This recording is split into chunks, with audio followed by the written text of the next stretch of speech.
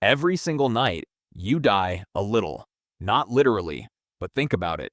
Every night you close your eyes, your body goes still, your mind goes somewhere else entirely.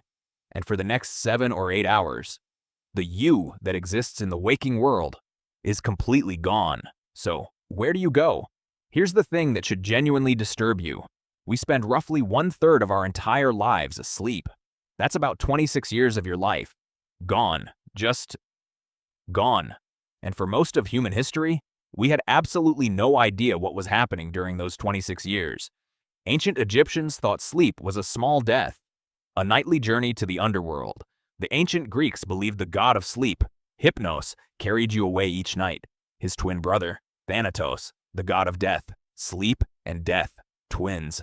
That's how close they thought those two things were.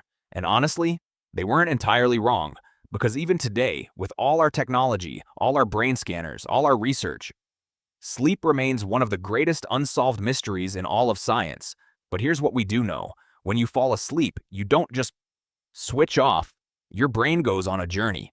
A very specific, very structured journey. Every single night. It starts with stage 1, the twilight zone. This is that weird moment when you're not quite awake and not quite asleep. You might see flashes of images, hear your name called, feel like you're falling. That sudden jerk that wakes you up, that's called a hypnic jerk, and nobody fully knows why it happens. Then comes stage 2.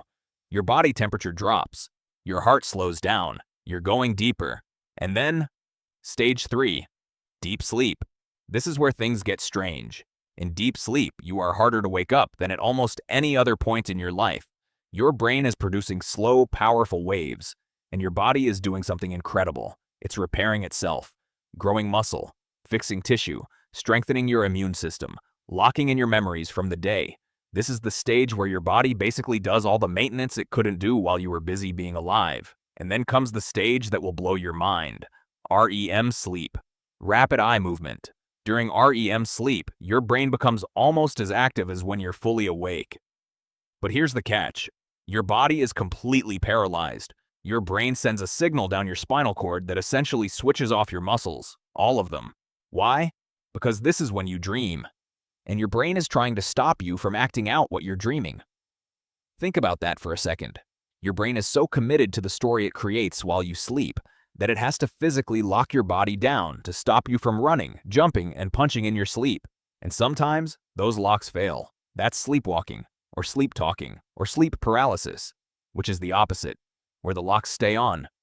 Even after you wake up, people who experience sleep paralysis often report seeing figures in the room, feeling a weight on their chest, being completely unable to move or scream. For centuries, people thought this was a demon visiting them in the night. Different cultures called it different things. The old hag, the nightmare, the shadow man. But let's go deeper, because here's the question nobody can fully answer. Where do dreams actually come from? Sigmund Freud, the famous psychologist, believed dreams were your unconscious mind speaking, showing you your deepest hidden desires and fears. He thought dreams were like messages from a secret version of yourself, the version you hide from the world. Modern neuroscience has a different theory. They believe dreams are your brain filing away memories, processing emotions, connecting random dots from your day into stories. It's why you dream about your childhood home, but your boss is there. And somehow you're also late for an exam you forgot about in school. Your brain is mixing files, creating a story out of noise, and somehow it feels completely real while you're in it. And then you wake up, and within 10 minutes, 90% of it is gone forever. But what happens when something goes wrong? What if you can't fall asleep? What if the journey never begins? This is insomnia, and it's not just being tired. After just 24 hours without sleep, your brain starts showing signs of psychosis. After 72 hours, 3 days, most people begin to hallucinate, see things that aren't there. Hear voices. The world record for staying awake is 11 days, set by a 17-year-old named Randy Gardner in 1964. By the end, he couldn't form sentences. He forgot who he was. He was essentially sleepwalking through reality itself. Sleep deprivation is actually used as a form of torture, because it breaks people faster than almost anything else. So we've talked about what happens to the body, the stages, the dreams, the dangers, but we still haven't answered the real question. When you are in deep sleep, not dreaming, not aware of anything, Where are you? Philosophers have argued about this for centuries. Are you your brain, your memories, your consciousness? Because in deep, dreamless sleep, none of those seem to be active. There are no thoughts, no feelings, no sense of self, no sense of time. You simply don't exist. For a few hours every night, you cease to be. And then, morning, your alarm goes off, your eyes open, and just like that, you're back. The same thoughts, the same memories, the same personality, the same fears and dreams and plans. But here's what nobody talks about.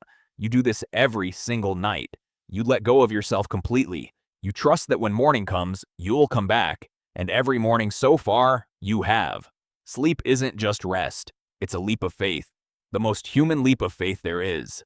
So tonight, when you close your eyes and let go, just remember, whatever happens in that darkness, you always come back.